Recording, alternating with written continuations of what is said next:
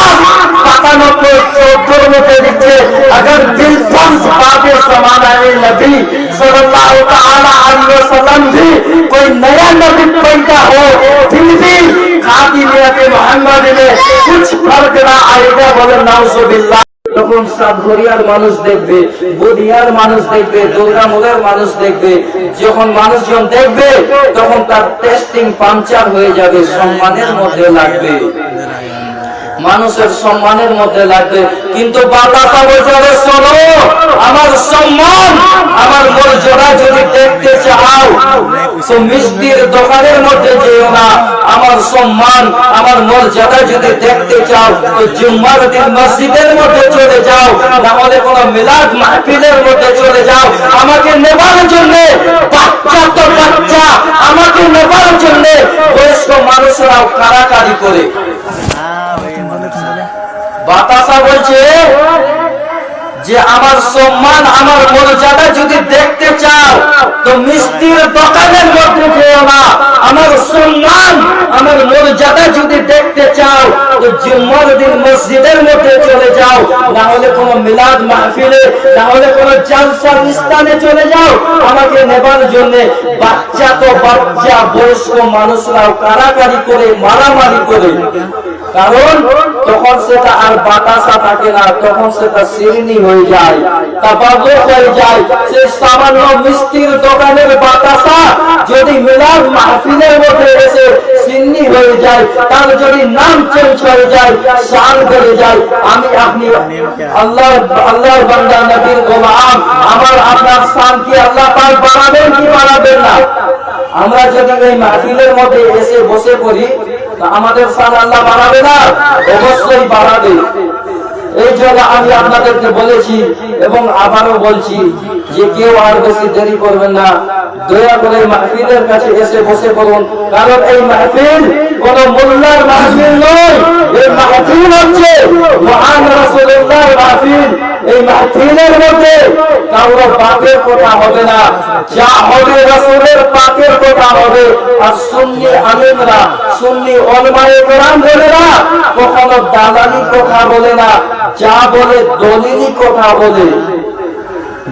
সুন্নি আলিম যারা বলে তারা দলিলি কথা বলে। আর মহান রব্বুল আলামিনের শুকরিয়া আদায় করেন যে আল্লাহ পাক আমাদেরকে আপনাদেরকে তাদের জামাতের মধ্যে পাঠায়নি যারা বলে নবী মরে মাটির সঙ্গে মিশিয়ে গেছে। মহান রব্বুল আলামিন আমাদেরকে তাদের জামাতের মধ্যে পাঠায়নি যারা বলে নবীর জ্ঞান তো পশু পাখির চাইতেও কম। মহান রব্বুল আলামিনের শুকরিয়া আদায় করে যে মহান রব্বুল আলামিন আমাদেরকে আপনাদেরকে তাদের জামাতের মধ্যে পাঠায়নি যারা বলে আমাদের নবীর পরে নতুন নবী জন্মগ্রহণ করতে পারে। মহান রব্বুল আলামিনের শুকরিয়া আদায় করেন যে মহান রব্বুল আলামিন আমাদেরকে আপনাদেরকে তাদের জামাতের মধ্যে পাঠায়নি যারা বলে আমাদের নবী মুস্তাফার পিতা মাতা আগে জাহান্নামে যাবে, বলেন নাউজুবিল্লাহ। আল্লাহ পাকের শুকরিয়া আদায় করেন যে মহান রব্বুল আলামিন আমাদেরকে তাদের জামাতে পাঠায়নি, আল্লাহ পাক আমাদেরকে পাঠিয়েছেন তো সুন্নি জামাতের মধ্যে পাঠিয়েছেন, যে জামাতের আলা হযরত বলেন সবসে আলা ওয়া আলা हमारा नबी, सबसे बाला व आला हमारा नबी, अपने मौला का प्यारा हमारा नबी। जरे बोलो सुभान अल्लाह। আল্লাহ পাক আমাদেরকে সুন্নি জামাতের মধ্যে পাঠিয়েছেন আর এমন একটি দল দিয়েছেন যে দলের ইমামের নাম হচ্ছে ইমাম ইশক মুহাব্বত আলা হযরত রাহমাতুল্লাহি তাআলা আলাইহি। যখন 1200 হিজরিতে বিভিন্ন রকম দেওবন্দি, ওয়াহাবি, লামাযাবি, আহলে হাদিস যখন বিভিন্ন রকম অত্যাচারমূলক কাজ করতে ব্যস্ত ছিল, যখন নবীকে মারা বলছিল, এই সময়তে বেরেলির সরতাজ হুজুর আলা হযরত বলছেন তো জিন্দা হো আল্লাহ, তো জিন্দা হো আল্লাহ, मेरे चश्मे आलम पे छुप जाने वाले, मेरे चश्मे आलम से छुप जाने वाले, चमक तुझसे पाते हैं सब पाने वाले, मेरा दिल भी चमका दे चमकाने वाले। যখন বিভিন্ন রকম অত্যাচারমূলক কাজ করা হচ্ছিল, যখন আশরাফ আলী থানভী নিজের কিতাব বেহেশতি জেনারের মধ্যে লিখেছে যে আমাদের নবী মুস্তাফার জ্ঞান পশু পাখি পাগল ছাগলের চাইতে কম, যখন কাসিম নানা কবি সাহেব কিবলা নিজের কিতাব তাহজিবুন নাস পাতা নম্বর হচ্ছে 14, এই 14 নম্বর পাতার মধ্যে লিখতেছে যে अगर बिलफर्ज बादे जमानाए नबी सल्लल्लाहु ताला अलैहि वसल्लम भी कोई नया नबी पैदा हो फिर भी खातिमियत मोहम्मदी में कुछ फर्क ना आएगा, बोले नाउजुबिल्लाह। কাসিম নানকবি সাহেব নিজের কিতাবের মধ্যে লিখছে যে আমাদের নবীর পরেও যদি কোন নতুন নবী পৃথিবীর মধ্যে জন্মগ্রহণ করে তাতে কোনো ব্যাঘাত ঘটবে না।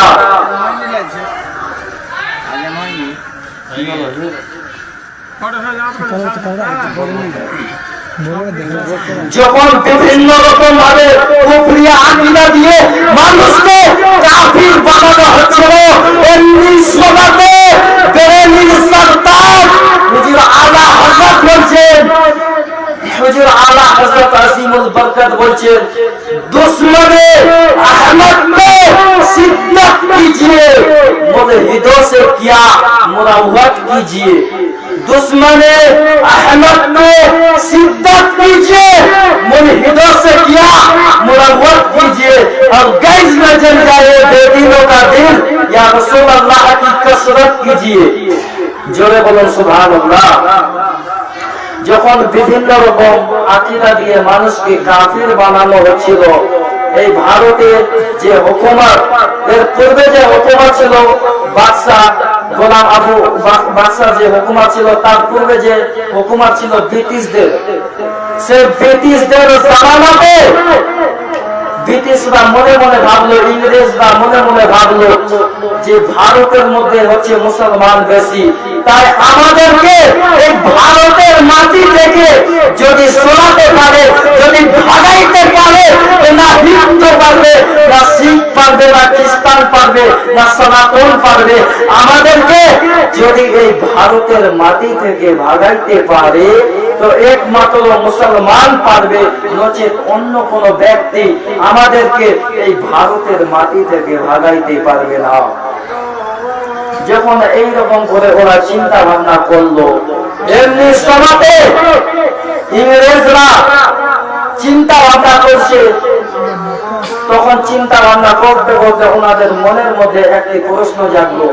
ওনারা মনে মনে ভাবলো যে এই মুসলমান আমাদেরকে ইন্ডিয়া থেকে ভাগিয়ে দিতে পারবে, তো এই মুসলমানকে ক্ষতি করা হোক, মুসলমানকে ক্ষতিগ্রস্ত করা হোক। এইরকম ভাবে ওরা চিন্তা ভাবনা করলো, তো কি করা যায়? তো মুসলমানের মধ্যে লড়াই সৃষ্টি করতে হবে, আগুন সৃষ্টি করতে হবে। যখন মুসলমান নিজেকে নিজে মারপিট করে ঝামেলা করে মারা যাবে, তখন আমরা বেঁচে যাব। তো কি করা যায়? এই ভারতের যে প্রথম মাদ্রাসা দারুল উলুম দেওবন্দ, এই মাদ্রাসাটাকে যিনি তৈরি করেছেন কাসিম নানকবি সাহেব নিজের কিতাব তাহজিবুন নাস, এই তাহজিবুন নাস কিতাব লিখতে কে বলেছেন?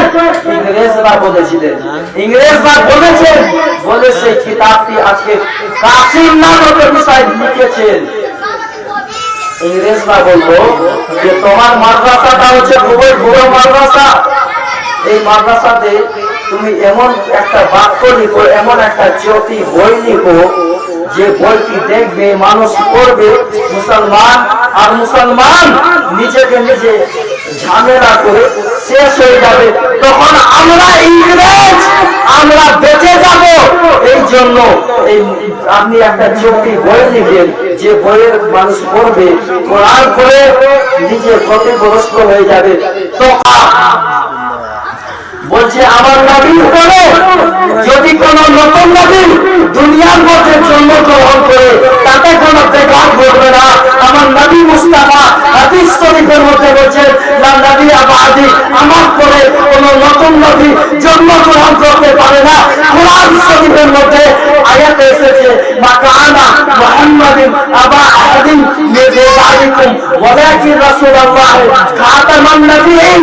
আল্লাহ পাক পবিত্র কোরআন শরীফের মধ্যে বলছেন মুহাম্মদ তোমাদের মধ্যে কোন ব্যক্তির পিতা নয়, ওয়ালাকিন রাসূলুল্লাহ, উনি হচ্ছেন একজন আল্লাহর রাসূল। ওয়া খাতামান নবিয়্যিন, উনার পরে আর কোন নতুন নবী জন্মগ্রহণ করতে পারে না। কেউ যদি সম্ভব মনে করে সেই ব্যক্তি কোরআন শরীফের বিপক্ষে আকীদা করেছে, হাদিস শরীফের বিপক্ষে আকীদা করেছে। যে ব্যক্তি কোরআনের বিপক্ষে আকীদা রাখে, হাদিস শরীফের বিপক্ষে আকীদা রাখে, সেই ব্যক্তি সঙ্গে সঙ্গে কাফির হয়ে যায় এবং সেই ব্যক্তির সঙ্গে না চলাফেরা করা যাবে মুসলমানের, না সেই ব্যক্তির সঙ্গে উঠা বসা করা যাবে, না সেই ব্যক্তির সঙ্গে পানি পান করা যাবে। সেই ব্যক্তি যদি মারা যায় সেই ব্যক্তির জানাজা পড়া যাবে না মুসলমান। সেই ব্যক্তি যদি মারা যায় তাকে মাটি পর্যন্ত দেওয়া যাবে না। আজকে এই সমস্ত পথভ্রষ্ট মলবিনের মুখোশ উন্মোচন যদি না করা যায় তো পাবলিক ঝামেলায় করে যাবে। কিছুদিন পূর্বে বর্ধমানের একজন মৌলানা, নাম হচ্ছে তার কারি ইয়াসিন, উনি বলছেন যে আলা হযরত বলা যাবে না। বলছে আলা হযরত এই শব্দ ব্যবহার করা যাবে না, কারণ আলা হচ্ছেন সবার চাইতে উপরে। আমরা নবী মুস্তাফাকে আলা বলতে পারি না।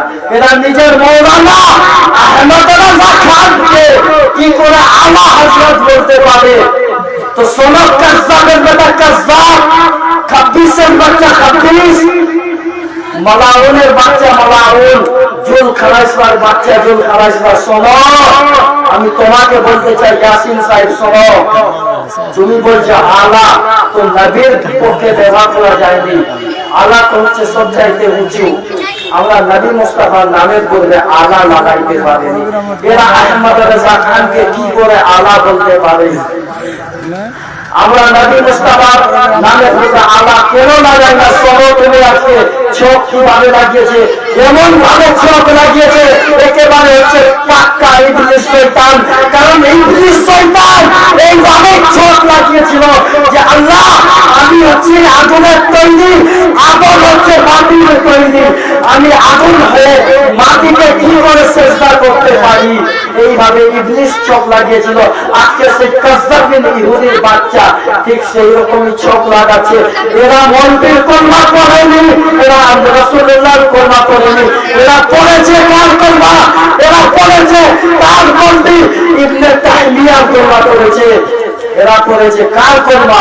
বাংলাদেশেতে রয়েছে আব্দুল রাজ্জাক বিন ইউসুফ, তার কলমা পড়েছে। সেই বাংলাদেশে যে রয়েছে আব্দুল রাজ্জাক বিন ইউসুফ, তার কলমা পড়েছে তারা। তার কলমা বলে তারা আজকে দাদাগিরি দেখাচ্ছে, আজকে পন্ডিতি করে বেড়াচ্ছে বাদাদার ইসলাম। সেই কাজ্জাব বিন ইহুদি, কাজ্জাব বিন ইউসুফ, এই কাজ্জাব বিন ইহুদি, কাজ্জাব বিন খাব্বিস, কাজ্জাব বিন মালাউনের বাচ্চা, খাব্বিসের বাচ্চা খাব্বিস, যে বলছে আলা হযরতের সামনে গুস্তাখি করেছে, আমার নবী মুস্তাফার সামনে গুস্তাখি করেছে। সেই কাজ্জাবকে আজকে আমি বলতে চাই, শোনো, আমরা আলা নবীর ব্যাপারে কেন লাগাই না? তো শোনো,